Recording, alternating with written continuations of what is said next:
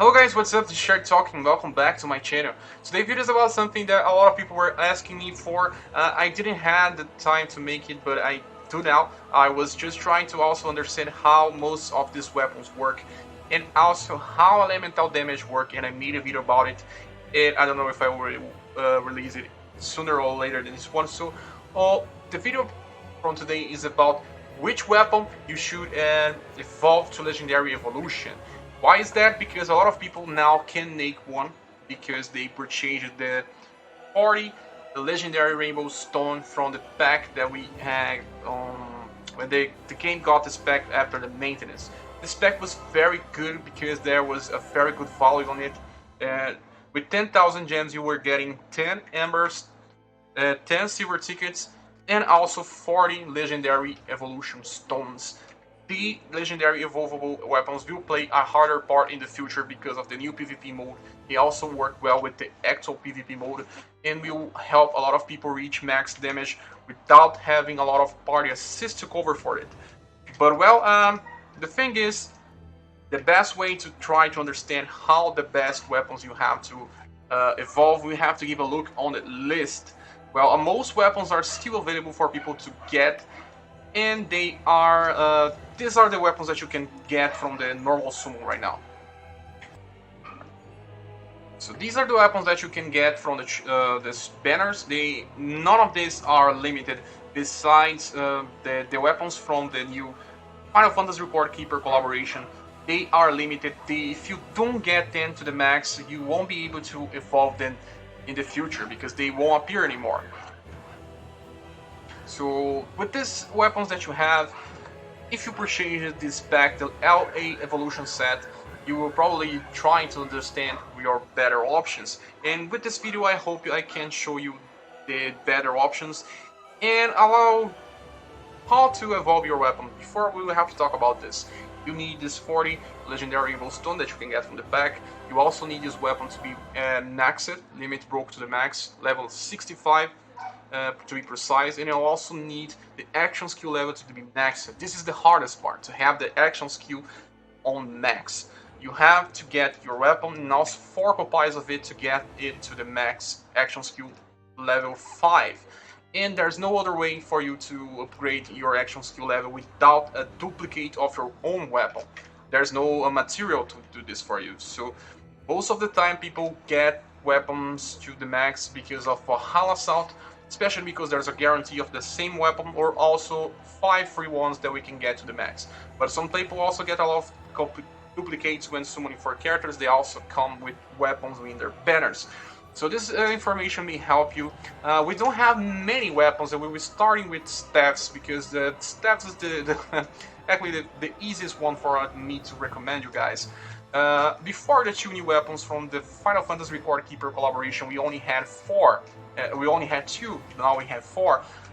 And it was an easy choice because Apocalypse is such an old weapon, such a waste for you to upgrade. There was only Dual Cross as a very good weapon to chosen, and also Dual Cross is very easy to use because it can be used by a lot of characters. You can use it with Renlo, you can use it with Killing, you can use it with Ethereal Queen, you can use it with Tyro, and also the new Mestina, Scholar Mestina, and more characters in the future. One that should probably be free as well, but Frosty, and also Sephiroth. They are all mages of the lightning element. This is a very easy choice to get this weapon. It also has a good passive that deals more damage if the enemy is suffering a status ailment. And it also is usable by characters that like to inflict status ailment. So after this we have 2 other weapons, and this is Dark Storm and Mithril Rod. These 2 weapons are from Final Fantasy Record Keeper, and they won't appear on future banners. If you don't get them to the max now, you won't be able to evolve them. But the good thing is they are not good. Dual Cross is way better, and you should not be evolving them. Darkstorm is only extreme damage as well, but it doesn't have any passive, so it makes no sense to evolve them because most weapons get a better upgrade when they are evolved. You can see Dual Cross here. It started with Spiral 1. It evolved to Bite Spiral 2, so it deals even more damage if the enemy suffers status ailment. If you were trying to evolve a weapon without a passive, it will not change anything on the damage. So especially if you're reaching the cap. If you're reaching the cap, you are too close to the cap of your status. By evolving your weapon, you won't get anything in the future. There's no gain from it. You won't need in too much status if you're reaching the cap. Especially, we can reach the cap especially by using party assist. Some people that are summoning too much, they are already reaching the cap easily. But this is something also that you need to take notice when you're upgrading your weapon. The passive has to be good. Now we talk about staff, now we'll be talking about bows. And by talking about bows, we have way more options than staffs. There was quite a lot of events with bows. And with this one, I will be talking about the worst, coming from the worst and then the best ones. Before I do this, there was just one from staff that I didn't really talk about much, and it was the Meteor Rod. The Meteor Rod is a very supportive weapon. That it's a very good weapon, to be honest. It gives gives shield, smell heal, and also lightning resistance. But it is only 2 uses. The shield is similar to that Glaciato. Some people said that it was less HP than that Glaciato, and the healing should be close to Veltline. But the problem here is just that it doesn't need to be evolved. There's no passive, and the effect is good, but it should not be evolved. And then this is something that happens with all other options that we'll be talking about here as well. And starting from the worst here is the Elhalon Fingertips, especially because it's a non-elemental weapon. When I talked about the non-elemental weapons have less damage, it has a penalty of 20% damage, so upgrading them to max is just a waste most of the time. And the Elhalon Fingertips is such a bold weapon, it doesn't have passive and it only heals, so it's such a waste to upgrade this weapon. After this one, we have the weapons that I give a grade of B. Another thing, this is just my opinion, guys, and I may not be precise all the time, I may not be wrong, right all the time, but just take this with a grain of salt as well. You have to try to figure if you really trust this information or not. B is 2 weapons here that are very close to each other. There's Burn Scatter and Greater Feather. Greater Feather is the oldest weapon. It's 3 very heavy damage against Burn Scatter with 2 severe damage. They are very close to each other actually. And actually Burn Scatter should do a little more damage, but in the end, there's not much difference here, just a difference on elemental. Severe X 2S Severe to very close to 3 very heavy. Though very heavy is lower, Severe is better than very heavy. And after this one, we have the weapon with an A+, and then we have a lot of S's here. The A+ and the S have all the same base. The Chaos Force, Erratic Bow, Hawkeye, and Holy Glass Bow, and also Vampire Wing are all weapons with extreme base action skill damage. They will do the same damage as a base, but they have different passives that will further increase the damage or reduce it. So the one that doesn't have an S is Erratic Bow, because it has a interesting passive called Counter Charge that it feels purification attack bar when attacked. But it doesn't feel by much, and it's used on a bow character that you don't really want to use to take hits, and using it as a passive is not good for tanks. It doesn't have much defense. There's a little in defense, but it's very bad actually. And then we have the S's. We have Chaos Force that also increases dark element damage, and we don't know by how much, but this one may be good. It's very comparable to the Hawkeye. They are kind of the same, but with different elements.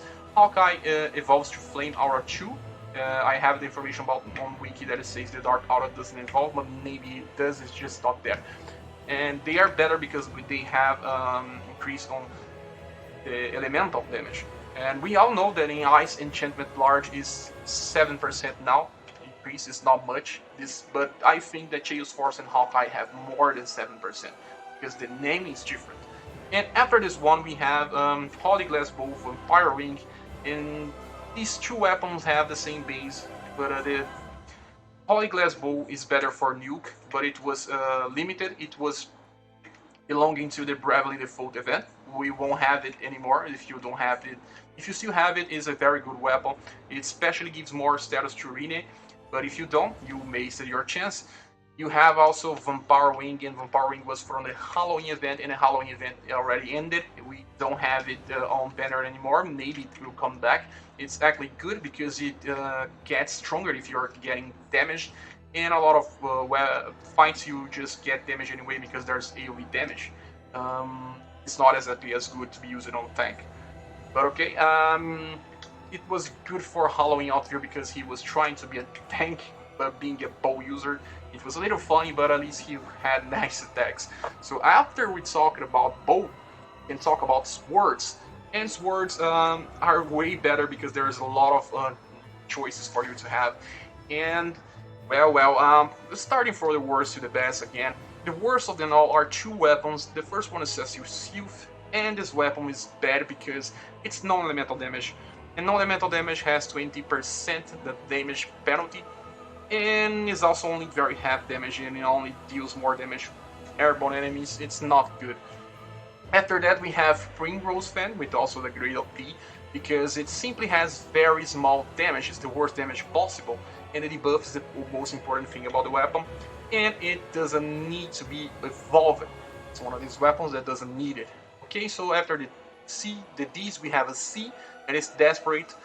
Desperate has a very fresh buff. It's all status buff by 20% with a large, very small healing. It's very similar to Schwelt, like only worse. So it was actually should have deserved a D here, and it's a better weapon that was limited to the Machi event, and people should not be wasting their legendary evolve stones here. So after the C we have B and B+. With the B we have Refine and Rosenfell. Refine is a B because it's not important to upgrade as well, to evolve. It has same buff as Desperate, but at least it has ice damage boost. It has better status when used with normal weapon. So it at least is a little better than Desperate, but still a bad option for you to upgrade. After that we have the B with the Rosenfell, and Rosenfell is exactly a weapon that shouldn't be evolved as well because it simply has 2 extreme damage. 2 extreme damage instead of 3. Some weapons have 3, and these are weapons that came with only 2. Even if you consider the holy damage boost, it's only 7%. It doesn't make up for the third use of it. So after the B we have the B+, and the B+ are Hestia Knife and LA Fang. Both weapons have severe damage. It's better than the other ones we talked just later. But Hestia Knife was limited to the Machi event, and LA Fang, it's just not exactly good because it's severe, and the passive is not used all the time. It just does more normal damage if the enemy is not weak to Holy. Not exactly the best options we have. So after these ones we have now the A+. There's only an A+, and then there's an S. The A+ is Operatic Splash Word because it deals extreme damage. By dealing extreme damage, it's just the current max damage that we have. We will have maximum in the future, but it simply doesn't have any passive. So it's not a good weapon for you to evolve as well, but it's still good for people without much status to increase their damage.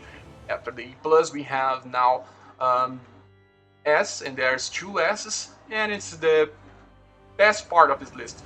After the S we still have X+, but we'll talk about the S+ later.